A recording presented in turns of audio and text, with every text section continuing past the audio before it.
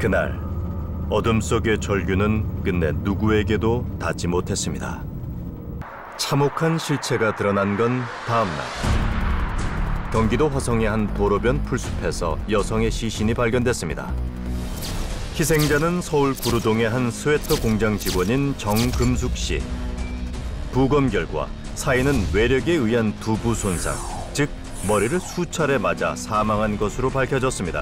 화성은 살인 사건 나면은 진짜 노이로제 걸리는 거야, 노이로제. 마지막 살인 사건 91년도 끝났나? 거긴 여자 살인 사건 나면은 또 한 건의 연쇄 살인이 일어난 거 아니냐는 의혹과 달리 경찰은 숨진 정여인 가까이에 범인이 있을 거라 의심했습니다. 머리를 감싼 비닐봉지는 물론 한쪽 팔에 감겨있던 스웨터 역시 정여인이 다니던 공장에서 사용하거나 생산하는 제품이었던 겁니다. 시신이 발견된 직후 경찰은 공장을 중심으로 탐문 수사를 해나갔습니다. 심증이 그때 당시 뭐 증거는 없었지만 처음에 딱 대면하는 순간 나는 90% 이상 오더라고. 감이 딱 오더라고. 그리고 행동하는 게 뭔가 불안한 그 기색이 있잖아요. 이거. 제 맞다. 결정적으로 공장 사장인 김 씨가 사건 당일 늦은 시간까지 정여인과 함께 있었다는 사실이 뒤늦게 확인되면서 유력 용의자로 김 씨가 검거됐습니다. 그리고 하루 만에 그는 모든 범행 사실을 자백했는데요. 인면수심의 살인자에게 재판부는 징역 17년을 선고했습니다. 그렇게 다 끝나버린 듯 보였던 19년 전의 사건. 그런데 그 사건에 대해 할 말이 있다며 한 남자가 우리에게 연락을 해왔습니다.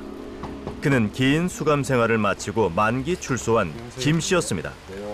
저는 인정을 안 하죠. 재판부에서부터 내가 안 죽였다라고 무죄를 주장을 했고요.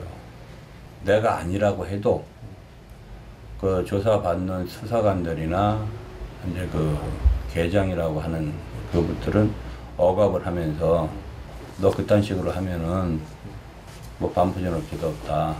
어린 애들 생각해서라도 형을 줄이려면 우리한테 협조해라. 19년 전 김 씨는 자신의 공장 직원인 정여인을 살해했다고 자백했습니다. 그런데 이제와 경찰의 강압으로 허위 자백을 한 거라고 그는 주장합니다. 토요일이었던 1998년 9월 12일 오후 작업을 마치고 모두 퇴근한 공장엔 김 씨 혼자 남아 작업을 하고 있었습니다. 얼마 지나지 않아 작업 반장인 정여인이 집 열쇠를 두고 갔다며 돌아왔고 거래처에 간다는 김 씨를 정여인이 따라 나섰다고 합니다. 하지만 정여인의 약속이 깨지면서 두 사람은 거래처에 들렀다 오는 길에 같이 술을 마셨다고 했습니다. 이 과정에서 김 씨가 정여인에게 빌려준 돈 710만 원 때문에 말다툼이 벌어졌고 공장으로 돌아가 계속해서 싸우다 분을 못 이긴 김 씨가 그녀를 때려 살해했다는 게 경찰이 내린 결론입니다. 하지만 김 씨는 그날 두 사람 사이에 다툼은 없었다고 주장합니다. 그 다음 날이 일요일이라 이제 뭐 등산 간다고 하길래 등산 가지 말고 일요일날 일 좀 해달라고 내가 이제 사정도 하고 다음 주에는 자기가 등산 안 가고 일을 해주겠다라고 얘기를 했고요. 김 씨가 말하는 그날의 상황은 이렇습니다. 술을 마시고 일어난 뒤 그는 새벽 1시경 정여인을 집 근처에 내려주었고 자신은 공장으로 돌아와 새벽 늦게까지 혼자서 완제품들을 상자에 담는 일을 하다 집으로 돌아갔다는 겁니다. 정 반장은 모든 기계를 다 다룰 줄 알고요. 그 중에서 제일 잘하는 게 오바라코하고 슈파고요. 이제 사시도 할 줄 알고 미싱도 할 줄 알고 다 해요. 그러니까 1인 4역을 다 할 수 있는 사람입니다. 고작 710만 원 때문에 공장에 꼭 필요한 직원을 살해할 리 있겠냐는 건데요. 우리는 수소문 끝에 당시 수사를 책임졌던 형사를 만날 수 있었습니다. 근데 이제 그분이 억울하다고 하시는데 어떻게 생각하세요? 이해가 조절 받는 과정에서 지금하고 느낌이 달랐으니까 조금 그분한테 좀 압력을 가했다든지. 저는 좀 그 상황이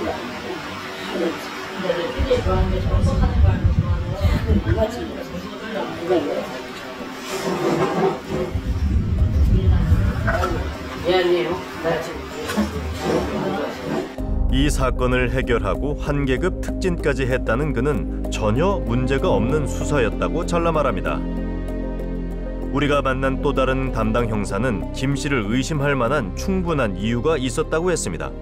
이 친구가 거짓말하는 게 많았어요. 그때 당시 그 친구도 진술할 때 자기가 뭐 몇 시에 잤다고 그날 그 여자 죽인 날 몇 시에 잤다고 그랬는데 핸드폰은 그 시체 갖다 버리면서 쓴 게 다 나와. 그가 범인이 아니라면 왜 굳이 정여인과 함께 있었다는 사실을 숨겼던 걸까요?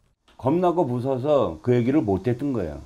틀림없이 나하고 마지막으로 술을 먹고 헤어진 사람이 사체가 벌어졌는데 더군다나 우리 집 근처고 이건 누가 봐도 내가 범인인데 그러니까 내가 그날 마지막으로 있었다는 얘기를 할 수가 없었던 거예요. 김 씨는 그 거짓말이 자신을 올가미에 가두었다고 말합니다. 이 일을 계기로 경찰이 오로지 자신만을 표적 수사했다는 건데요. 가장 황당했던 게 뭔지 압니까? 비닐봉지에서 내 지문이 나왔다는 거예요. 경찰이 이렇게 얘기해요. 예. 계속 시달림을 받는데 와가지고 당신 공장에서 정반정 피 나오고 비닐봉지에서 지문 나오고 빠져나갈 길이 없다. 근데 그거 나중에 보니까 감정은 11월 22일 날 다 넘어서 나와. 그런데 알고 보니 그의 공장에서 나온 피가 숨진 여인의 것으로 확인됐다거나 시신의 머리에 씌워져 있던 비닐봉지에서 김 씨의 지문이 나왔다는 경찰의 말은 모두 사실이 아니었습니다. 하지만 분명한 건 김 씨가 스스로 범행을 자백했고 범행 도구나 여러 정황들이 그의 자백과 맞아떨어졌다는 점입니다. 우리가 말하자면 뭐 속여서 자기를 자박하게 만들었다 그러는데 회수들을 어떻게 만들어 이렇게 정나라하게 만들어요? 이거 어떻게 이렇게 맞아떨어져요? 김 씨가 살인범이 아니라면 범인만이 알고 있을 정보를 어떻게 알 수 있었던 걸까요?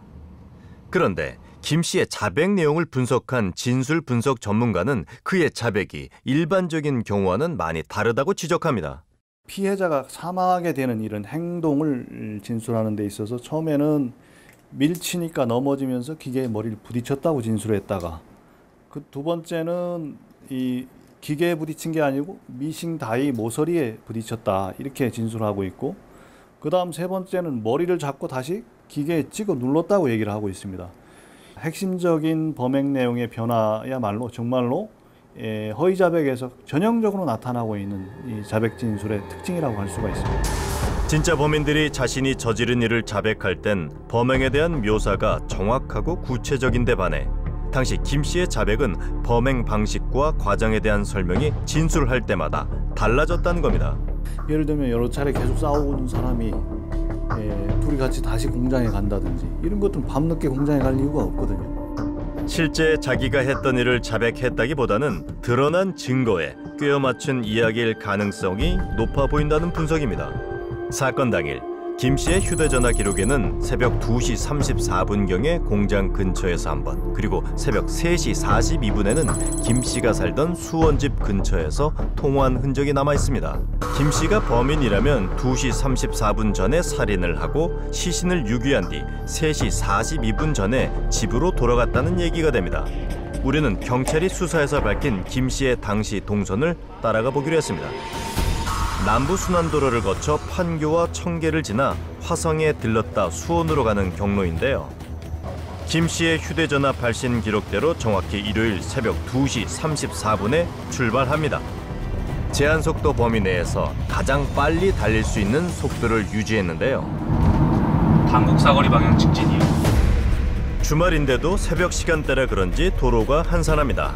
순식간에 사당과 과천을 지났습니다. 서울 톨게이트요. 약 10분간 최대 속도로 달려 경기도 화성의 경부고속도로 화행선 38km 지점, 다시 말해 정여인의 시신이 유기됐던 곳에 다다릅니다. 네, 최대한 빨리 갈게요. 제작진은 유기 장소에 정차하지 않고 계속해서 주행을 이어갔습니다. 그리고 수원 집에 도착한 시각은 오전 3시 46분, 정확히 1시간 12분이 걸렸습니다. 하지만 시신을 유기하는 데 걸린 시간으로 경찰이 추정한 20분을 더하면 총 1시간 32분. 24분 정도가 더 소요된 셈입니다. 공장에서 집에 전화를 건 시간, 그리고 집에 귀가한 시간, 귀가했다고 전화를 들어서 전화를 걸고 신호 올리고 끄는 그 시간대를 말하는 거죠. 그리고 이것마저도 전화를 걸었던 것을 확인한 것이 기지국을 통해서 판단을 했다는 거죠. 근데 기지국의 반경을 이렇게 따져봤을 때 여기서도 시간의 오차가 약간 존재할 수 있고요. 매우 어렵긴 하지만 1시간 10여 분 만에 시신을 유기하고 집으로 돌아가는 게 완전히 불가능한 일은 아니라는 겁니다. 그날 밤 정여인을 살해한 건 정말 김 씨였을까? 피해자의 시신은 사건을 푸는 열쇠가 되기도 합니다. 당시 정 씨는 머리 왼쪽에 열상을 입었고 두개골이 분쇄 함몰된 상태였습니다. 함몰됐다는 것은 그 부위에 집중적으로 여러 번의 가격이 이루어졌다는 거고, 분쇄라는 것은 여러 조각으로 나눠졌기 때문에 이것은 단위면적 무게가 굉장히 나가는 물체에 의해서 집중적으로 일정 면적이 가격당했다. 그러면 함몰 분쇄골절이라고 할 수가 있어요. 망치 뭐 이런 것들은 충분히 이러한 손상을 만들어낼 수 있다. 그런데 이상합니다. 범행 도구로 지목된 김 씨의 망치에 대한 국과수 분석 결과 단 한 점의 혈흔도 발견되지 않았던 겁니다. 망치는 내가 경찰서 조사받는 날까지 내 차 연장통에 들어가 있는 망치예요. 정신병자가 아닌다면 사람 때려 죽인 망치를 11월 8일 날까지 내 차에 싣고 다니겠습니까? 피해자 정여인의 머리에 치명상을 입힌 범행 도구에서 어떻게 단 한 방울의 혈흔도 나오지 않은 걸까? 우리는 이 질문에 대한 답을 직접 찾아보기로 했습니다. 실험에는 사람의 혈액을 대신해 혈액 성분인 헤모글로빈이 들어있는 용액을 사용하기로 했습니다. 먼저 망치 몸체에 헤모글로빈 용액을 골고루 뿌려줍니다. 그리고 물과 락스를 이용해 곧바로 망치를 씻어냅니다. 머리 부분과 손잡이까지 꼼꼼하게 문질러 닦았습니다. 망치에 묻은 물이 모두 건조될 때까지 조금 기다린 뒤 뿌리겠습니다. 혈흔 반응을 검사하는 루미놀 용액을 뿌려줍니다. 꺼보겠습니다. 하나, 둘, 셋. 반응이 보였습니다. 아, 요거예요, 요거? 네, 끝에 라섹한 부분에 손잡이 부분 쪽에서 루미놀 반응이 보이고 있습니다. 망치 곳곳에서 푸른 형광빛이 나타나는데요. 바로 이 부위에 아직 혈액 성분이 남아있다는 뜻입니다. 나무를 이용한 망치를 사용했다 그러면 사실 완벽하게 이걸 제거하기 좀 어렵습니다. 법의학자는 한 가지 다른 가능성을 제시합니다. 이게 이제 망치로 때리면 보통 이런 반원 형태, 이런 형태로 나타나는 게 일반적이에요. 최소한 한 군데 이상은 이런 반원 형태의 열장이 보여야 되는데, 정여인 머리에 난 상처의 모양이 망치 머리와 비슷한 곡선 형태가 아니라는 겁니다. 이건 무엇을 의미하는 걸까요? 망치로 때렸다고 보기는 좀 어렵다. 혈흔이 나오지 않는 망치를 흉기로 인정했다는 것 자체는 사실은 지금 현재 법의학적으로 봤을 땐 매우 아쉬운 부분입니다. 경찰이 범행 도구를 잘못 판단했을 수도 있다는 얘기입니다. 정여인의 시신 유기 현장에는 적지 않은 피가 쏟아져 있었습니다. 저희 공장을 전부 다 혈흔 감식을 다 해봤습니다. 심지어 사체를 운방했다라고 하는 제 차는 루미놀 검사를 다 했고요. 이상한 건 많은 피가 흘렀을 거라는 정황과는 달리 살해 현장으로 지목된 공장 지하에선 양쪽 벽과 장판 밑에서 각각 한 점씩의 혈흔만 확인됐다는 점입니다. 이걸 어떻게 해석해야 할까요? 우리는 순천향대 법과학대학원의 도움으로 망치로 머리를 가격할 때 어떤 형태로 혈흔이 남는지 확인해 보기로 했습니다.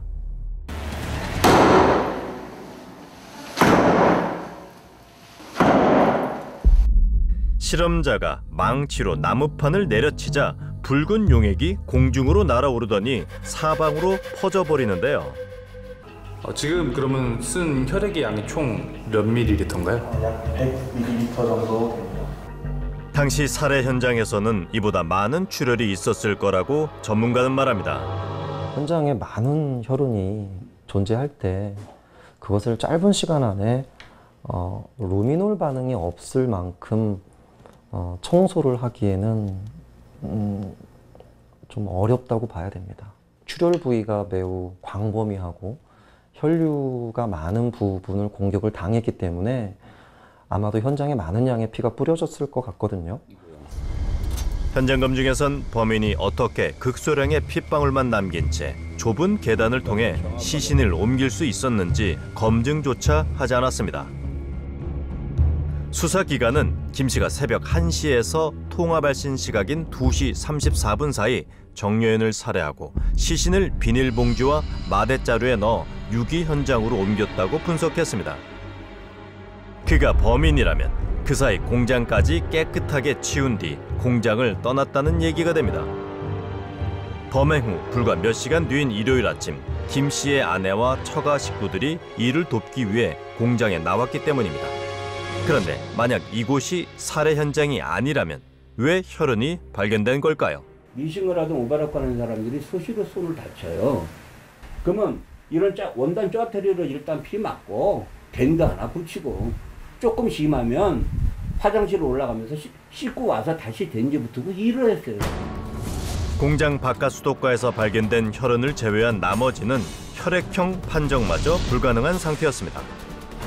김 씨의 차량 트렁크에서는 혈흔이 확인되지 않았지만 조수석 깔판에서는 혈흔 반응이 나왔습니다. 김 씨가 범인이 아니라면 왜 양성 반응이 나타난 걸까요? 위양성이라고 하는데 루미놀의 양성 반응을 일으키는 혈액이 아닌 물질들은 많아요. 특히 당시의 루미놀들은 조금 더 그랬을 거죠. 피가 아닌데도 피와 동일한 반응을 하는 물질을 보고 그것을 혈액으로 인식했을 수도 있습니다. 그렇게 될 경우 거기에서는 DNA든 혈액형이든 이런 것들이 나오지 않게 되어 있는 거죠. 과거의 시약은 철분이 많은 흙에도 반응할 수 있었다는 겁니다. 물론 그가 차량을 깔끔하게 치웠을 가능성을 배제할 수는 없습니다. 김 씨가 망치로 정연을 가격했다면 옷과 신발에도 많은 피가 튀었을 가능성이 높지만 옷과 차에 대한 혈흔 분석이 이뤄진 건 사건 발생일로부터 2달이나 지난 뒤였습니다. 이 사건은 내가 범인이 만들어진 다음에 증거품들이 국가수감되니까요.